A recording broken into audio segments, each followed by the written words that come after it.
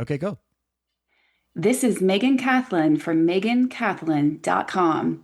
You are listening to Vroom Vroom Veer with Jeff Smith, reminding you to lead with your heart. Perfect. You've Yay! done that before. All right, let me hit stop. I'll be right back. Yay! Are you ready to thoughtfully steer away from your revved up, frenzied, and far too often scripted life? Then welcome to Vroom Vroom Veer with Jeff Smith, where he guides you down the road differently traveled by sharing unique experiences with guests who have managed to shift away from a life stuck on cruise control and veered their way into a more authentic and fulfilling one in all sorts of interesting and kind of remarkable ways. Get ready to Vroom Vroom Veer with your differently traveled road chauffeur, Jeff Smith. Dr. Will Haas, thank you so much for being on Vroom Vroom Veer and welcome to the show. How's it going? Fantastic. Pleasure to be here today. Yeah, you look like my former boss, Mike, but we'll let that go. Your hair is way taller. As long as you like the guy, I'll take it. There you go. He was awesome. Yeah, one of my favorite bosses for sure. So you are at VYVEwellness.com. Talk a little bit about what you're most excited about in your business today. Yeah, we're always pushing the edge on health optimization, but one of the things I'm probably most excited about right now is our work in the detox space. This kind of concept that we are constantly exposed to environmental toxins, be it the personal care products, be it mold in the environments that we work in. I have a mold story. I think we all have mold stories now. Yes. Quite prevalent and common. And these things, they stack up in our systems. Totally. And they kind of silently kind of create this damage over time. Right. And if it's not addressed, it is what ends up causing that brain fog or fatigue or lack of focus or weight gain. Or just a constellation of many symptoms your conventional doctor may not have an answer for. Right. And when you kind of really peel back the layer of the onion, I think toxins are really a big part of this. And one of the things we've been doing that very excited about has been plasma exchange. Okay. As a direct mechanism of removing a lot of these toxins from your system. That's so you can then go on to optimize. Yeah. How long does that take? What kind of like protocol do we have to? There's definitely a commitment to it. Time commitment. Now it's going to depend on every individual. I have some patients that will go through a procedure in 90 minutes, and some people take 4 hours. Okay. Depending on different kind of variables of an individual. But you typically want to do these in succession. So these concept about plasma exchange is almost a little bit like diluting, doing a serial dilution and removal and exchange to clear the toxins out. When you do plasma exchange, you're treating about 67% or 2/3 of the fluid layer that carries these toxins and proteins throughout the body. You're able to dump 2/3 of it and replace that in one session. And so you typically will do a couple of sessions, 3 sessions, 6 sessions, depending on what you're treating. Neat. Wow. Okay. I literally just started reading this book called Neuromancer. It's like a classic in cyberpunk genre. I know. And we're totally... Sounds like something that should be in the book, right? We are totally in the future now. Yes. Yeah. It's part of the story that I just read this morning. I mean, the cool thing is the original dark side of it, but... the original studies date back to like the early 2000s. Like I think in Stanford back in like 2025 or 2005, 2006 is when the original research on this kind of concept of using plasma exchange, not as a life-saving tool for neurological conditions or autoimmune conditions, but more of using it as a way to enhance longevity. So it's actually been around for, almost 2 decades now. Wow. Yeah. It's easy to forget that 2000 is 20 years ago, right? 25, 26 years ago. I know. Wow. Anyway, time goes so fast. Anyway. So before we get too deep into the weeds on all this really fun stuff that's kind of like used to be science fiction, but it's now real. Like your AI answers starts the call before you do. That's great. So we're living in the future. We all agree. So where did Will Haas start out? Where did you grow up? I was born and raised in the mountains of North Carolina, Asheville, North Carolina to be specific. Nice. Back before it kind of became a popular retreat in a town in North Carolina. But that's kind of my original calling. I've spent most of my life in North Carolina since, bounced around a little bit here and there, but definitely have a fond place for Asheville. Very outdoorsy, very eclectic town. Interesting. So I know nothing about North Carolina. Nothing. One part of the world I've never been there. No. Wow. I've been like in the South. I've been all over the South, like Panhandle. Never been to the Carolinas. Okay. Now I need to go. Now I need to go. My favorite time of year there is the fall. You get these beautiful color changes. Right. And, was growing up, always an athlete, cross-country runner, got into endurance cycling and triathlon. So my favorite time of year was the end of October for about 2 weeks. Just go riding my bike and just see incredible fall foliage change. Right. And that smell, beautiful. There's nothing better than that smell. Yeah. Of like, especially if you're in the woods, right? So I grew up in northern Michigan, and like when I search my photo queue of nature, like I've spent more time in Japan in the woods, but it's hard to tell the difference between like the Japanese woods. The only thing that will tell you that, like the maple leaves are tiny when they're red, that's Japan. They don't have those in Michigan. Maybe they do, but not everywhere. Right. But yes. Okay. So very similar kind of hardwood forest kind of smelling the autumn leaves. Okay. I'm feeling that vibe. So what were you like, the academic overachiever in high school? Uh-oh. Yeah, you got me. Interesting story. Most doctors are, that's not a leap.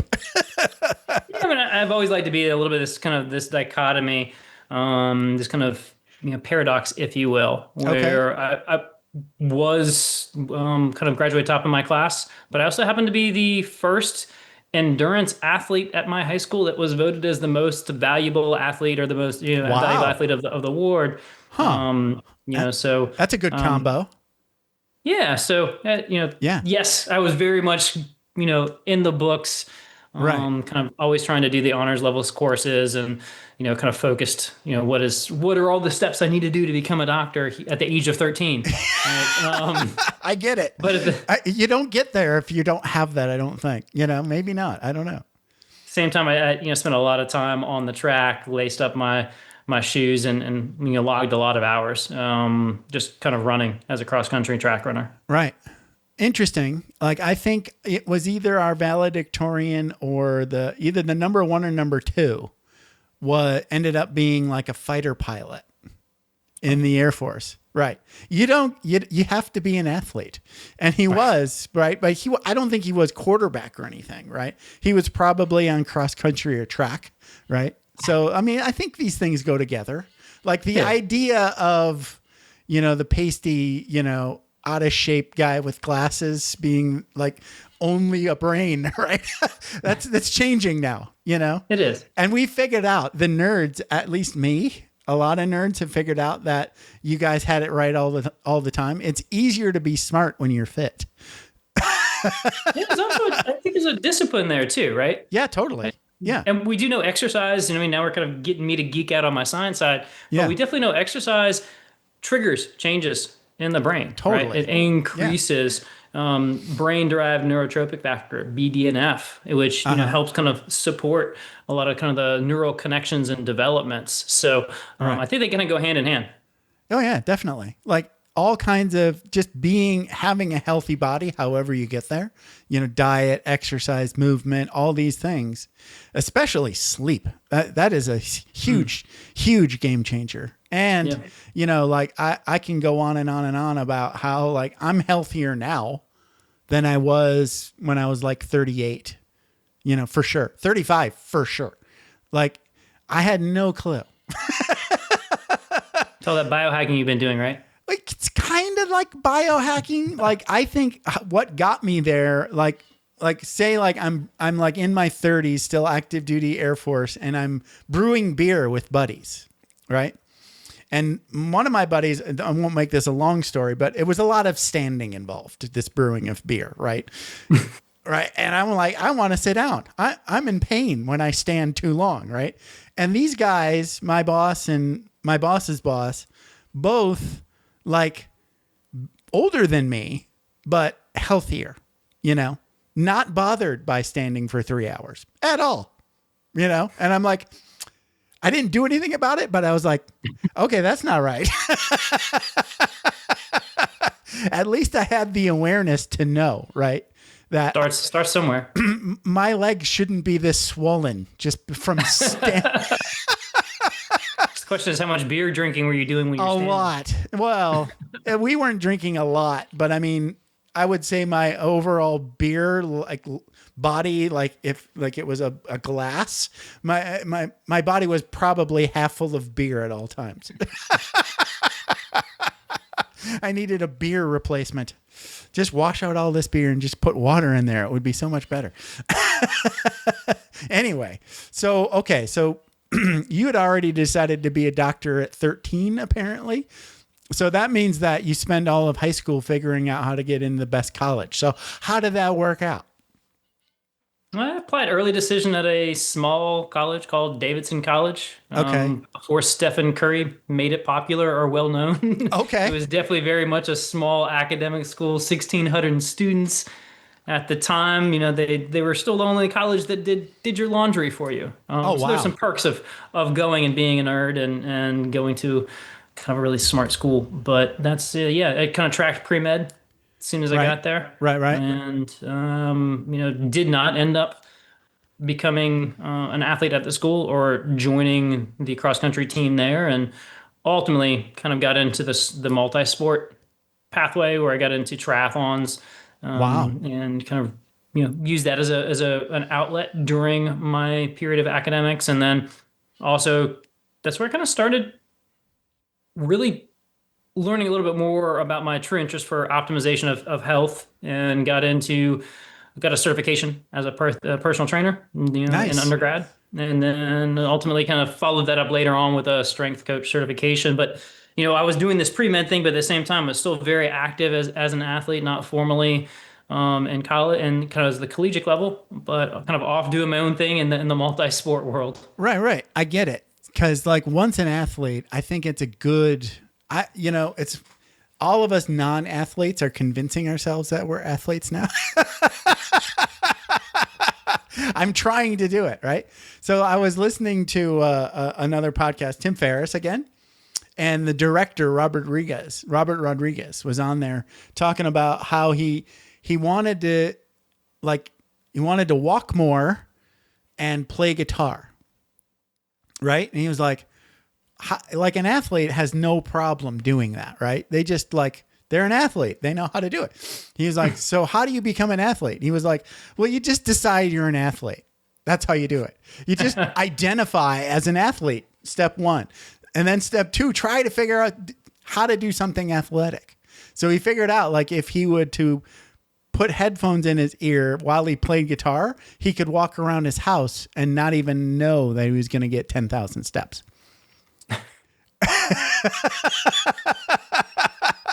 I like that, right? So if I try to go for a walk without anything in my head, right, it's not going to work, right? Now I was listening to podcasts, but just over the holidays, I picked up these Japanese lessons.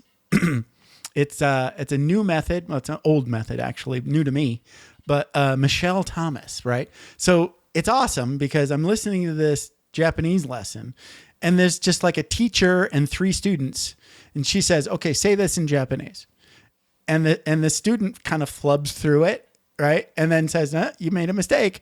So I'm just trying to be a student in this class. It's awesome. And I'm not, I was getting way more steps, cause the walk is over now, and I'm like, oh shit, I was having fun. Anyway, I digress. So let's talk about the path after college. So what did you end up, did you finish the pre-med stuff? Yeah. Okay. Finished the pre-med, and then I took about a year off. Okay. And I managed an athletic development center. and applied to medical school. So during that time, kind of headed back home to Asheville and worked at an athletic development center in the mountains. One of the former pictures for the Braves was also from Asheville. He had retired and set up this athletic development center for individuals wanting to go to D1 athletic programs or training for the NFL combine, NBA combines. So I kind of worked with a lot of athletes during that setting. And that's also a period of time where I really got even further into the multi-sport world. Did a lot of triathlons and duathlons. And funny story there, I kind of got really into that space, and I got really kind of comfortable with that life of training and then racing and training myself. And, I got waitlisted the first time for medical school. I got this phone call about 2 weeks before medical school was supposed to start. And they're like, "Hey, congratulations. Would you like to come?" I was like, "Can I rain check that for the year?"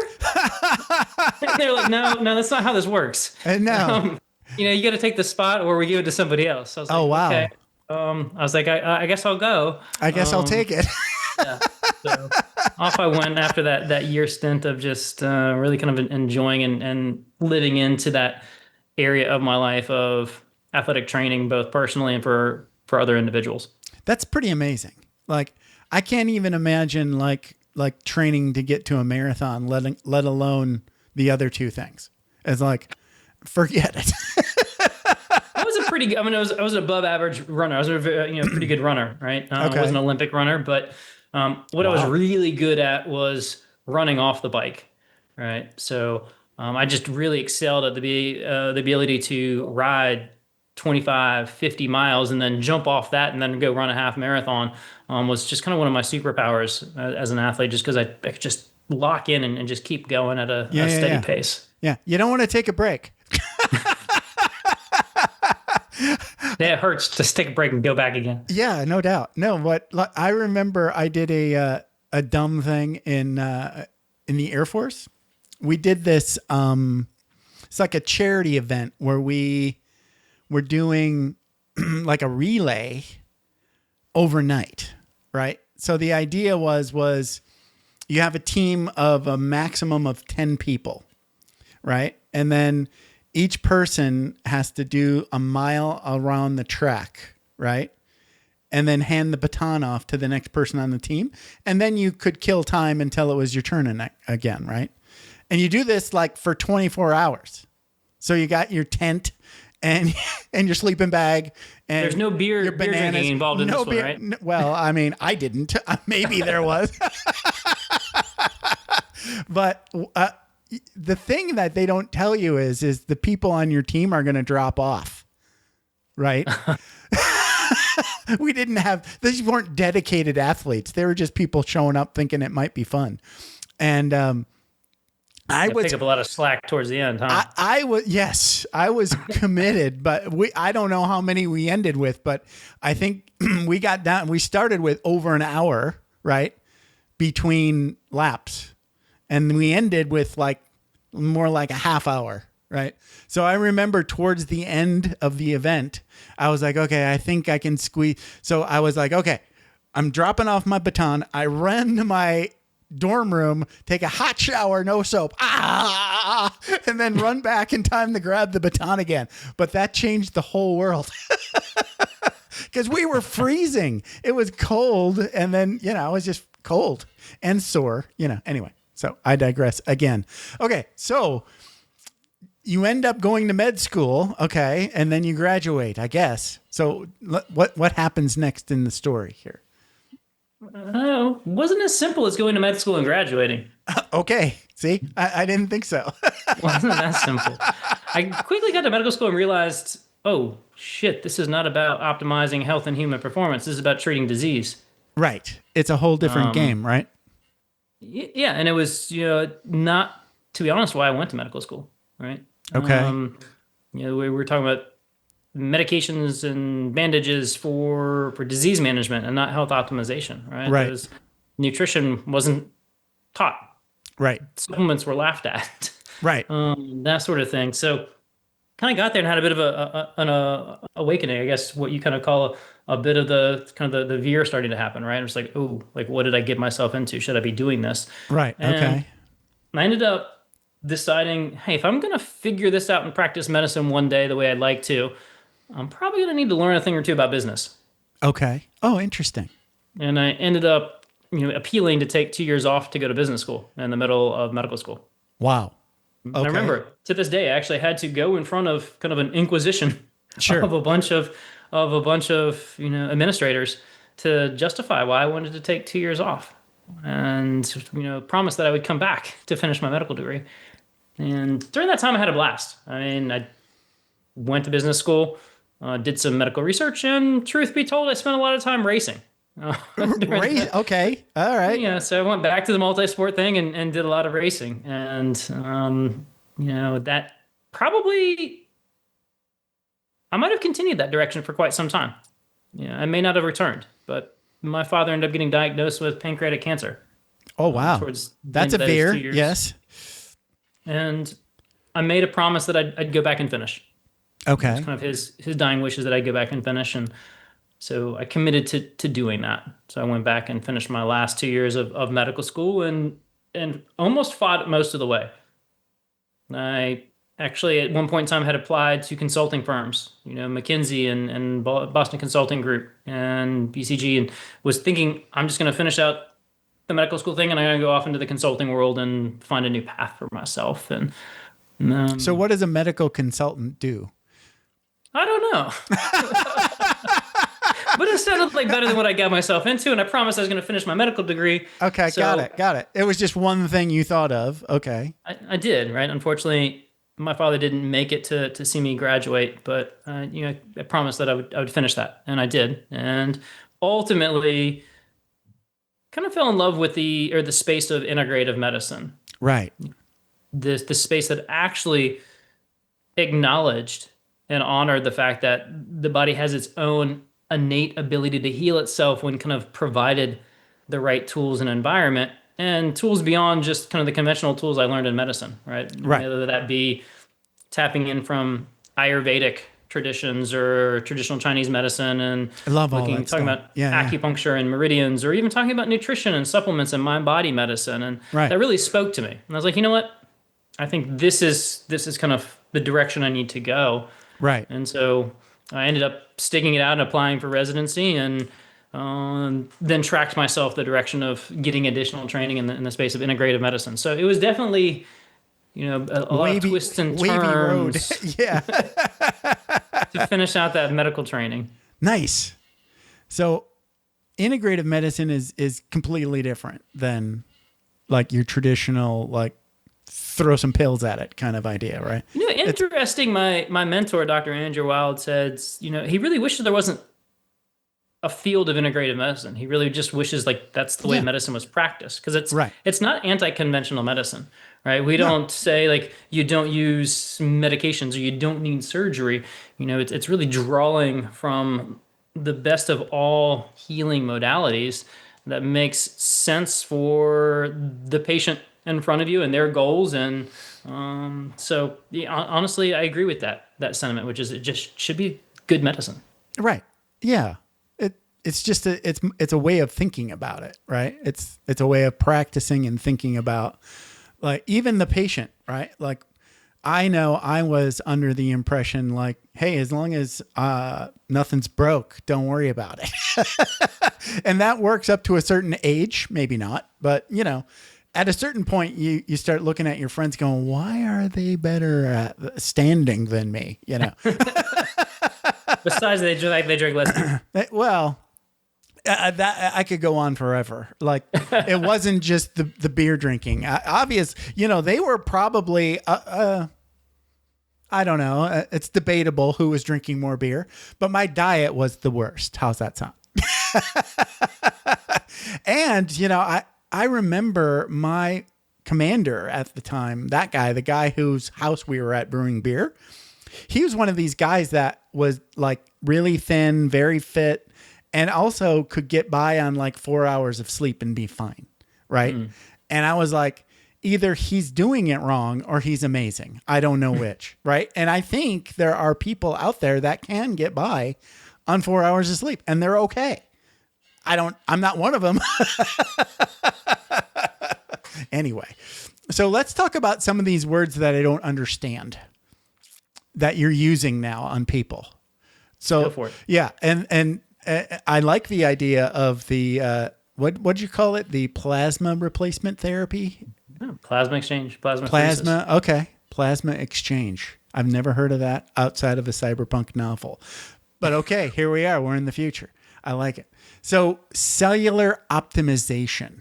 That's an awesome word, and I have no clue what that means. Other than, I know what a cell is and I know what optimization is, but outside of that, I don't know what you're talking about.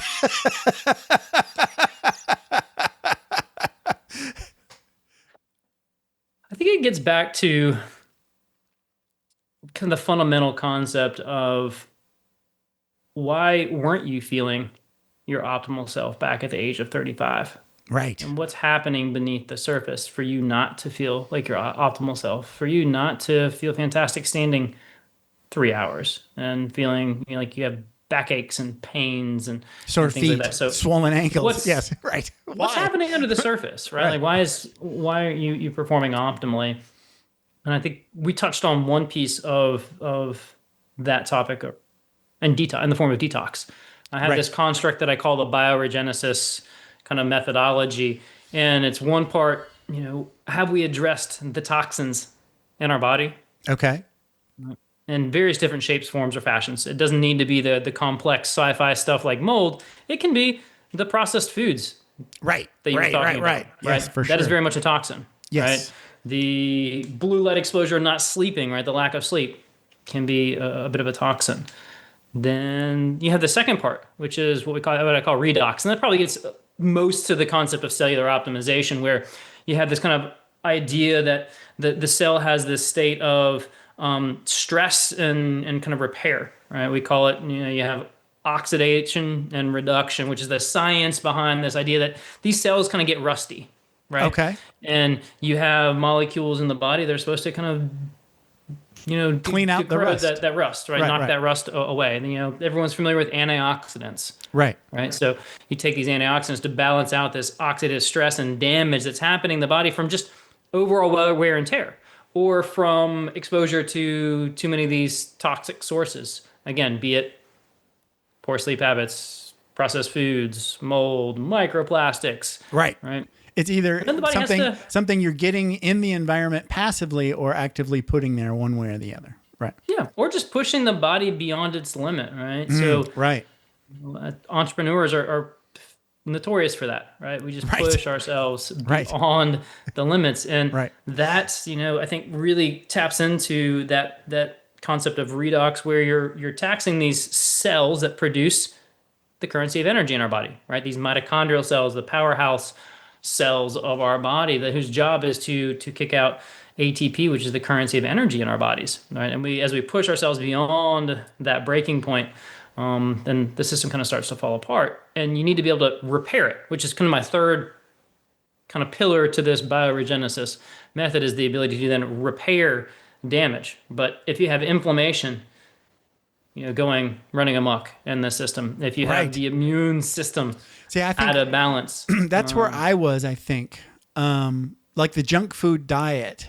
Like I remember when I was in high school, like two of my buddies would always have to go to Whopper Wednesday. Right. But we'd also just not Whopper Wednesday. We would go and just buy as many fries as we had money for, and then steal all the ketchup bottles. Right. And on just Monday, Tuesday, Thursday, and Friday. Right. All the other days. Right. But we would just have this ketchup party of all the ketchup. Right. And then just gobble it all up with these fries. Right. It was like this big bloody mess of ketchup and fries.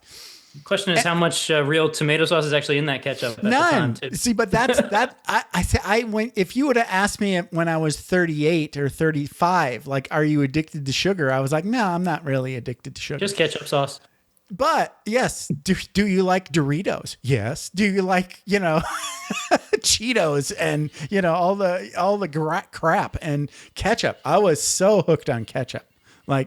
You get out of my way. Don't stop me from getting my ketchup. And that is just 100% sugar, right? So sugar is just hiding everywhere.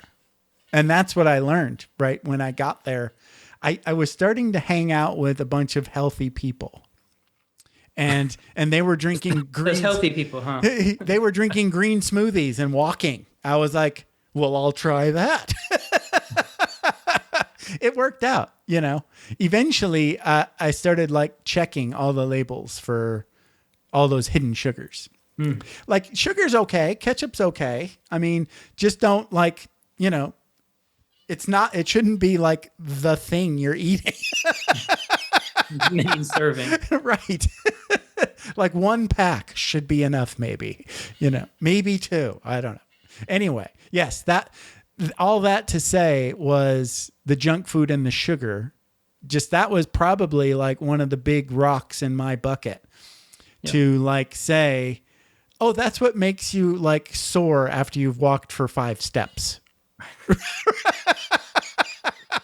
And it's not necessarily sometimes the sexy sci-fi stuff like plasma exchange, right? The thing that you had to remove from your system at that time to optimize your cells is you got to get rid of that sugar, especially the ultra processed, sugar. Yeah, totally. Not the sugar coming from the kale smoothie.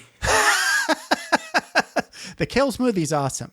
I get it. Like that was one of those things where I didn't know I was a biohacker until I got a temp job, and I was bringing my smoothie to work, and they're like, "What's that?" And I let somebody smell it, and they're like, "Is that grass?" And then I'm labeled a health nut, and I didn't. I was like, "That's just normal." There's worse things to be labeled in life. I'm cool with it now. I like being the health nut. Yes. So let's talk about some of these other things because, and I'm going to keep this all personal. And if you don't want, if this isn't like your gig, then just say, well, that's not my gig. I don't get into that.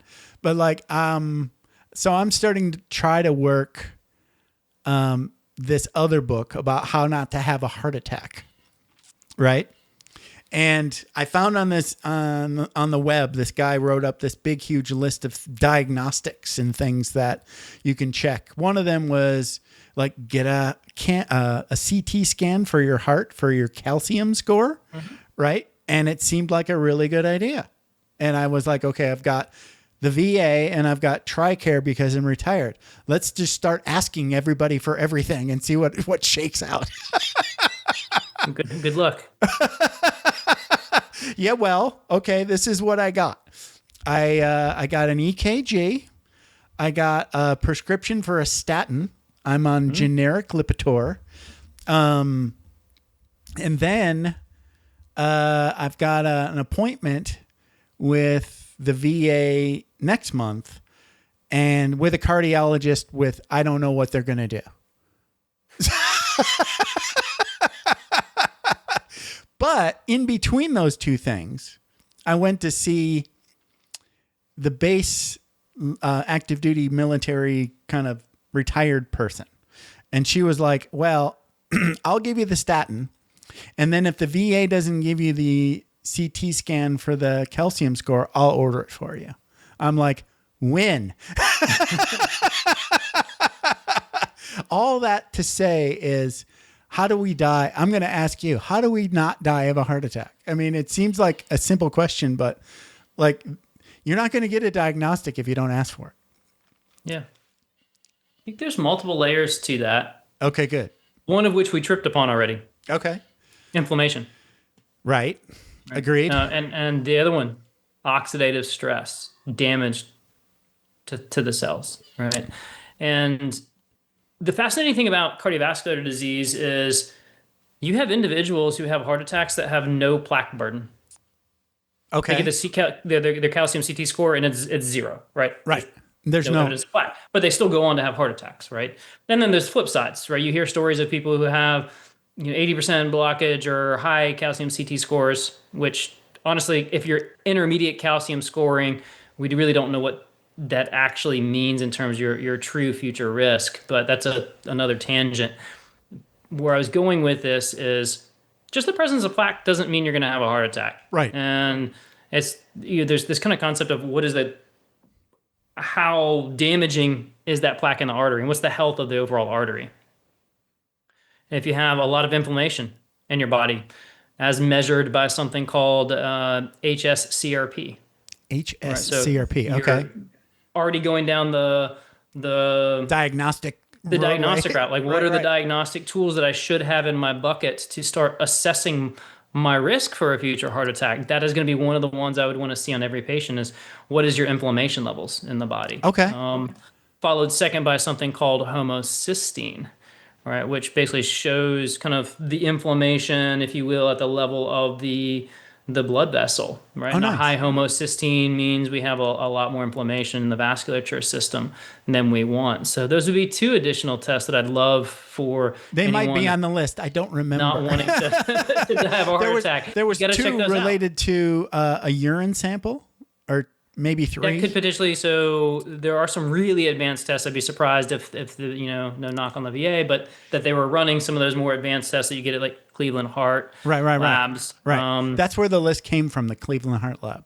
Oh, then that's fantastic. They should be running a very advanced lipid panel, looking at other markers for vascular inflammation. So is there an actual diagnostic that gives you a number where you're, what is it, ApoB? ApoB. ApoB? Yeah, so is there that is going to be kind of like a protein on your LDL particle. So I was about to have kind of the conversation around, what does LDL cholesterol really tell us, and what are the more important markers around that? And it's to be honest, not really about the total LDL, or what people call the lousy cholesterol, or in the scientific terms, the low density, but we just call it the lousy one. It's really kind of the quality of that, not the total quantity. Okay. ApoB can be a marker of kind of the quality, if you will, of how much of this LDL cholesterol is predisposed to laying down the plaque. Right.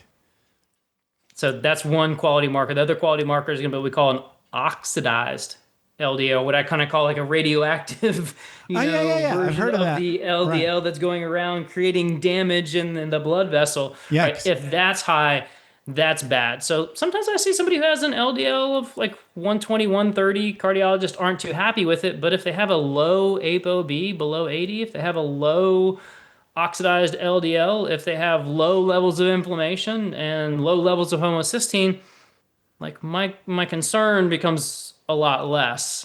Right. So you got to kind of look at the whole picture and advocate for yourself. Interesting. Yeah. Well, I'm going to keep trying. I'll tell you what I get. There's so many things. So I also learned it's a pain in the ass, but worth doing, just taking your blood pressure on a regular basis. I'm 56. Outside the doctor's office too. Yeah. That's what I meant. Yeah. But I have to say, like, I got an actual medical grade one from the VA, and it's accurate. So the first one I got was from Walmart for $60. Not so great. Thought you were having a heart attack.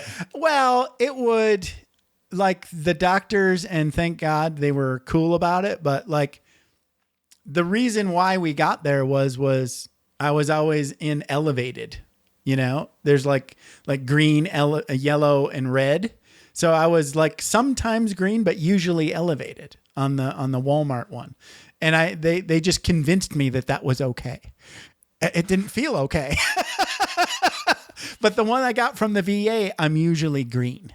You sure being red is it okay? No, I don't want to be red. Who knows? So, okay. So what else are we talking about here? Like therapeutic peptides. Oh my goodness.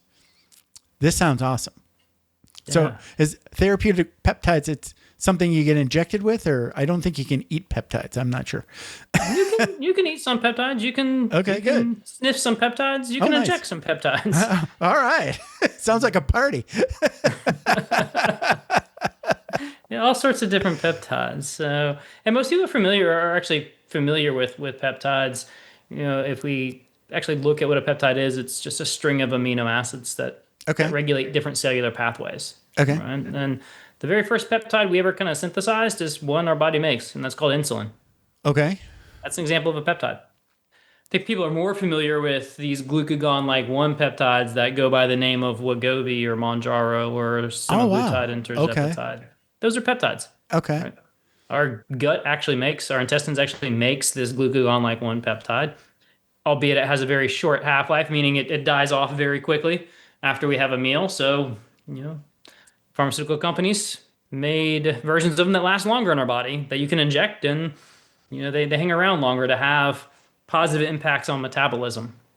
Okay. Right? Help your body process blood sugar better and help your body lose visceral body fat, that harmful fat layer in and around your body organs. So that's just kind of one example of a peptides. And the beauty about it is that there's all sorts of different peptides that work to modulate different cellular pathways. All right, so there's peptides that help communicate with the inflammatory pathways that we talked about and downregulate inflammation and signal repairing and regeneration to the cells that we talked about earlier. Okay. There are peptides that modulate the immune system, so it's not running amok in the system. And there's peptides that help skin and hair growth. So there's all sorts of peptides. Like you said, it's a party. But you definitely need to work with a knowledgeable practitioner around these, because we are modulating and changing the expression of the cells, right? And unfortunately, there's just a lot of information out there accessible on social media. And I see too many people using these peptides like they would just kind of a medication. Let me just use this as a Band-Aid to cover up, some issues that I have without going down the direction of looking at some of the diagnostic tests that we kind of talked about today. I think I'm okay if like a doctor, your doctor or my doctor prescribes it, and then, I'm seeing them on a regular basis and everybody's all on the same page. But if I can get it on my phone, that's probably, tripping on something scary. Most of these peptides you can get on your phone these days. I know. Right. It's a little scary. Yeah, that's what I'm talking about. Yikes. But I mean, under proper supervision, I'm cool with it. So you have to know how they work and how they pair together and what cellular systems in the body you're modulating with. And the body's a very impressive and powerful tool. And it's one of my other mentors, Dr. Bill Seeds, says, you can't outsmart the cell, right? And once you think you're outsmarting the cell and you're hacking the cell with some peptides, you're going to get in trouble. Because it knows more about what's going on than you do. You have imperfect information, right? Yeah, always. Yeah. We've come so far in science and medicine, but we still have imperfect information. Always. And, when you're all these diagnostics, there are always a lot of them, like the LDLs and stuff. Those are all sort of like stand-ins. It's like, this is the cheap, easy thing to do to get some insight about a thing we can't actually look at. Right? Or maybe we can, but we don't want to because it costs too much. Yeah. I actually... Why do I have a feeling you have some experience with that? Well, I mean, they won't give me the ApoB test, right? I don't know. I mean, how do I get that? I think I can go pay for it at a lab out of my own pocket. Right? That you can go online on your phone and get access to. Yeah, the labs will charge you like $150 for what they call the comprehensive cardiac whatever scan. Yeah. I might do that. I think a very worthwhile investment. I've spent more money on more stupid shit. On kale smoothies. Beer, strippers, things that are definitely not good for me. So let's talk a little bit about like some success stories with some of your patients. Like what sorts of folks do you see on a regular basis? And like, it sounds more like you're taking people that like me, like burnout, fatigue, that kind of thing. But talk about like a typical success story, like beginning to end kind of idea, or beginning to now anyway. Yeah. When we skipped over the fact that, I ended up doing my residency in family practice. And okay. One of the things that attracted me about family practice was, you're taking care of such a broad range of individuals and ages. Right. And that kind of, something about that appealed to me, where you're kind of like this kind of jack of all trades more general. More general. Renaissance person. And that's still very much reflective of even my health optimization practice that I have today. Right. So individuals walking into my practice, although my kind of specialty and my area of strength is people 40 to 60 who are the high performers who, are kind of pushing that next level constantly, pushing their body, but they know they don't feel like they did in their 20s. Okay. And that's kind of my sweet spot. But at the same time, I have patients that come into my practice who are 35 on a fertility journey, and we're trying to optimize their fertility. I do have professional athletes that come into my practice. I do have patients on cancer journeys coming into my practice. So interesting. I kind of enjoy that, but my sweet spot is definitely, I can kind of think of one financial planner in his late 30s came to me, and his main complaint was, I'm constantly getting sick all the time, right? And I can't be on, I can't perform, I need to show up 100%. I want to work harder. Yeah. Right. There's a direct correlation between how hard I work and how much money I make. Yes. How much money I make and what impact that has on the things I can do with my family and provide for. Right. And that was, and he was a very go-getter, very driven individual. And so the constant getting sick, and when we kind of started asking more questions, well, he was thinking it was all just because he had a 2-year-old at home, and the 2-year-old's bringing all the sickness and illness home. And we started talking a little bit more about his digestive health. He's like, well, where are we going with this? It's like, well, tell me a little bit how you digest foods. Well, interesting you ask. I have bloating all the time. And I can't even enjoy a single beer without just having just terrible bloating in my belly. Been there, done that. Yes, know that feeling. Yes. Did you happen to know that back to this whole idea of cellular health optimization? That's where all the cells that control your immune system, your immunoglobulins, are made, is in your gut. So if your gut's a wreck, there's a good chance that might be the underlying reason why you're more susceptible to picking up all these illnesses. And so we went through a protocol of fixing the diet. We spent a lot of time talking about the foods, right, and how you have to take it easy on the ketchup. Harmful foods. Yeah. So kind of did a bit of an elimination diet. Right. We used some, in this case, oral peptides. You kind of joked about, can you eat these things? In this case, we use some oral peptides to heal the lining of the gut. Oh, nice. Alongside with some different herbals and botanicals to balance out the good and bad bacteria in the gut, and introduce some IV nutrient therapies to ensure that his cells were getting the direct delivery of the nutrients that he needed to support his immune system, and to ensure that he had the energy for recovery. And going through that process, he kind of came back and looked at me, looking back a year later, he's like, Doc, I haven't been sick at all this year. Right? And my family has definitely gone down with illness. And there's been, my toddler bringing stuff home from preschool, and I didn't get sick, and I've been on point, I've been focused, I've been productive. And that's kind of the typical patient that I work with. It comes in different varieties, and there might be different barriers and underlying issues at the cellular level that we have to optimize for. But It's really, how do we remove those blockers? How do we repair the system so that body's innate ability to heal itself is tapped into, so you can thrive? Nice. I bet you sleep gets better too. It does. Yeah. That was one of the things that I've noticed, especially beer. I don't think young people drink alcohol at all anymore. The younger generation, there's been a massive change. They've figured it out that it's just a really bad idea. Sure, it's fun, but a lot of these beverage companies are having to go back and produce these non-alcoholic type beverages. Yeah. It is just brutal. Even any, I can get away with a beer or two, no big deal, but I love scotch. I kind of wish I didn't love scotch. Once you start to become in tune with your body, right? It might be a different story if you were still doing the ketchup and French fries things. You might totally feel totally worse, right? But when you go from kale smoothie to scotch, there's a big delta there that you're going to feel. Right. Yes. Kale smoothie to scotch. No, maybe take them together. No. Just don't do the scotch. Anyway, anything in moderation. I don't want to say just take it easy.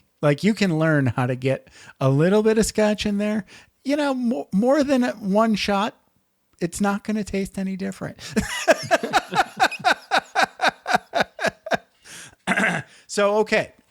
You are Dr. Will Haas. You're at VYVE Wellness, and then spell that because let me see here. It's VYVE wellness.com, right? You got it. I got it. And you are Dr. Will Haas. Anything else you want to say before we wrap up? Other than it's been a pleasure to be on here. And if anybody else out there is looking to optimize their health at the age 40, 50, or 60 and feel like they did in their 20s and 30s or better. Better, let's hope. Better than me, anyway. Better than your 38 French fry eating self, yes. The French fry eating self was probably 15 or 16 or 17. But I was still eating You're right. I'll admit it. You're right. Your story, not mine. They weren't in Burger King with my buddies, but they were still lots of ketchup and fries. Yes. All right, Dr. Haas, this has been a blast. Thanks very much. Thanks for taking the time to ride along with us on another episode of Vroom Vroom Veer. For podcast info and show notes, be sure to head over to vvveer.com. That's VVER.com. Man, that's fun to say. And we'll catch up with you next time here on Vroom Vroom Veer.